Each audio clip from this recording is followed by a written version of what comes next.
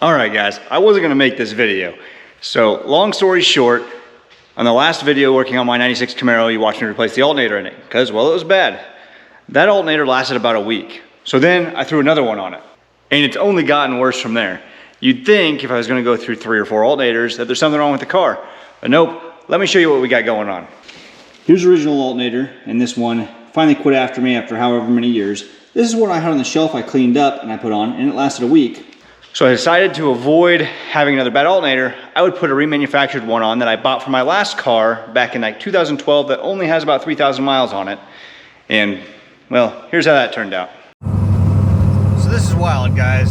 I put this third alternator on it because the last one stopped charging, and I don't know if you can hear the electrical wheel coming from the speakers. But watch my tack here as it's a little bouncy. And then you can hear the electrical noise get louder in the car.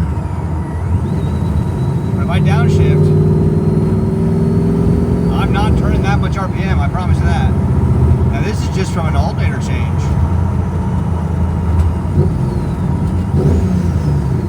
This car just is not wanting to get fixed, man. Kind of would more used alternator, but the bad part about this one is it was a brand new alternator. The good thing about this is my other car had some really weird speedo issues going on when this alternator was on it, and I chased it everywhere and couldn't come up with a culprit. And turns out, I think it was the alternator the entire time, and I don't know how it's doing it. It only has one exciter wire, but yeah, it is. So I guess we'll put a fourth alternator on this thing and see what it does. The good news about that alternator is it has lifetime warranty, so I should be able to take it to O'Reilly's, get it warranted out. The bad news is they don't have them anywhere, so they had to special order it to be able to warranty it out.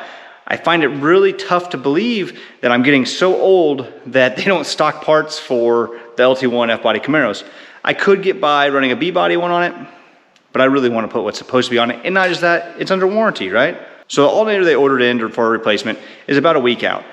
I want to drive this car, guys. So I have one more shot to be able to get a used alternator on it that I have around here and be able to drive the car. So let's see what we can do. This is my last hope here, and as you can see, it has an overdrive pulley on it for when I used to run an underdrive pulley setup. You know, because high school kid things. So now that I don't run this underdrive pulley setup anymore, I need to put a standard pulley on it, which should be no big deal.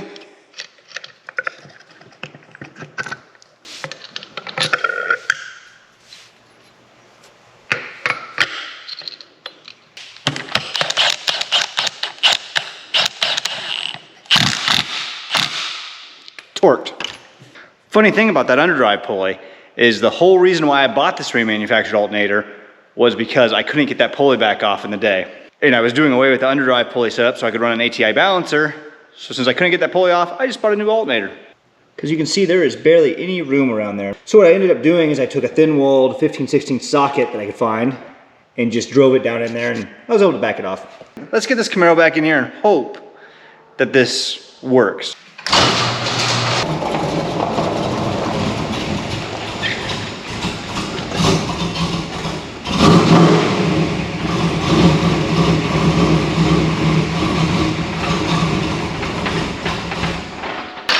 Jack this up on one side so I can get the belt off.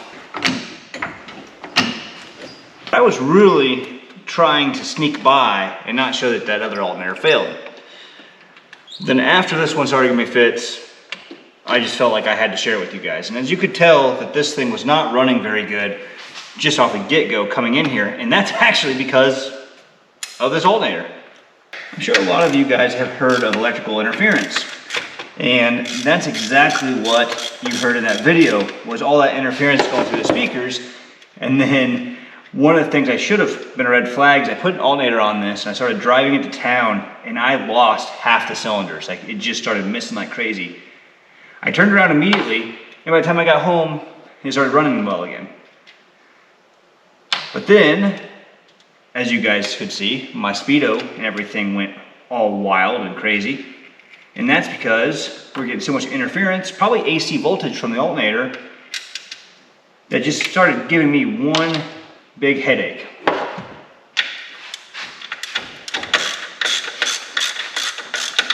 And I might have said it in that video, I'm not sure, because that was a couple days ago, but one of the reasons why I sold that other car of mine, the original one, was I was determined it had electrical issues, and I couldn't find it in the wiring.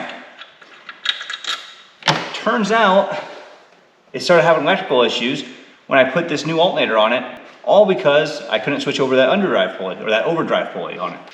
Now, I don't regret selling the car, but I just think it's very ironic that I just never figured it out, and it was all because of a new alternator that I put on. Now, it doesn't look new anymore because it's been sitting on the shelf for over a decade, but it was new at that time.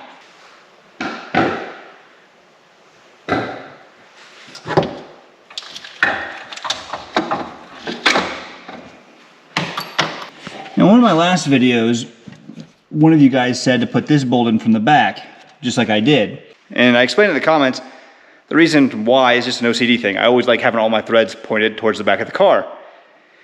But you were right, and especially as many times as I'm having to put an alternator on this, it just made sense to run it this way, so this nut was a lot easier to get to. I convinced myself it was okay because this bolt runs in from the back to go right here. So I'm gonna finish getting this tightened down here. What is kind of cool about this alternator is it is the original one that came on my very first F-body. So my very first black 96 Camaro. So I've had this thing since like 2006. I'm gonna get the belt on this and hope for the best. All right, just need to hook the battery up again. Really the only testing I have to do here is make sure it charges and there's no interference. Because the last one charged, it just had a ton of interference.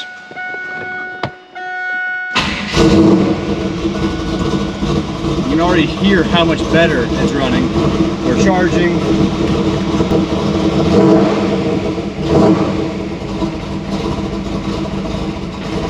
And I can't hear any of that interference with the speakers. The only reason why I never caught the speakers last time is because I turned that car into a drag car and, well, you couldn't hear the radio anyways.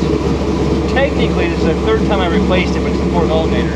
So I guess you could say, third time's a charm. That definitely fixed everything. You can't hear it coming through the speakers anymore. We have good voltage, and the tach looks just fine. Isn't that just wild that that thing came in barely running because it was getting so much interference? Just because it's new or remanufactured, guys, doesn't mean it's better. I never thought I would make a two-part video over an alternator replacement. But after going through 4 alternators, I really felt that was worthy of another video. All right, guys, I'm gonna go clean this thing up. Thanks for watching. Please like and subscribe and share this with a buddy, and I'll see you in the next one.